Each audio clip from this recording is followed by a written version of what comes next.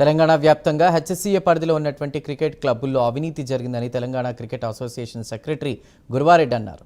ఈ క్లబ్బులపై అన్ని జిల్లాల ఎస్పీలకు టీసీఏ తరపున ఫిర్యాదు చేశామన్నారు. ఇక జాన్ మనోజ్, వంకా ప్రతాప్ వెనుకుండి చక్రం తిప్పారని, కోట్ల రూపాయల అవినీతిలో వీళ్ల ప్రమేయం ఉందని ఆరోపించారు.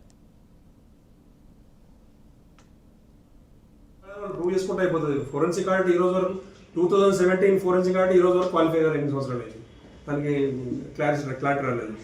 మొదటిది ఏంటంటే అవినీతి ఆరోపణలు అనేవి కంటిన్యూ అవుతున్నాయి కాబట్టి సిబిఐలో మొత్తం 1200 పేజీల రిపోర్ట్ సబ్మిట్ చేసినాము కోర్టుకి, బీసీసీఐ కాపీ ఉంది. బీసీసీఐ నిజంగా యాక్షన్ తీసుకోదలుచుకుంటే వాళ్ళని రద్దు చేయొచ్చు, రూల్ ప్రకారం కూడా రద్దు కావాలి. ఎందుకంటే 6 నెలల్లో రిపోర్ట్ సబ్మిట్ చేయండి అని చెప్పినప్పుడు అయితే కంటెంప్ట్ వాళ్ళు రాకపోతే కంటెంప్ట్ చేసినాము, దాన్ని డ్రాగ్ చేయడానికి 4 సంవత్సరాలు సుప్రీంకోర్టులో వీళ్ళు ఒక కొల్యూటెడ్ పిటిషన్ వేసి దాన్ని ఆపుకుంటూ వచ్చింది. ఇవాళ హైదరాబాద్ క్రికెట్ అసోసియేషన్ గుర్తింపు రద్దు చేయడానికి బీసీసీఐ కాన్స్టిట్యూషన్లో ఒక రూల్ ఉంది. రూల్ 3D ఏంటంటే 2 సంవత్సరాలు ఫైనాన్షియల్ కంప్లైన్స్ లేకపోతే 3వ సంవత్సరము బీసీసీఐ మెంబర్షిప్ గుర్తింపు రద్దు అవుతుంది.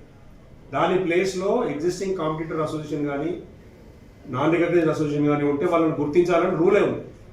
దాని ప్రకారం మేము క్వాలిఫై అయితే వాటి పక్క అవుతుంది. రెండోది, హైదరాబాద్ క్రికెట్ రద్దు చేయడానికి నేను ప్రధానమైన కారణం చెప్తాను. మొన్న జరిగిన ఎపెక్స్ బాడీ ఎలక్షనే తప్పు, ప్రెసిడెంట్ ఎలక్షనే తప్పు, ఫ్రాడ్, మొత్తం బాడీ ఎలక్షనే తప్పు అయినప్పుడు మిగతా ఎలక్షన్ ఎట్లా చెల్లుతుంది?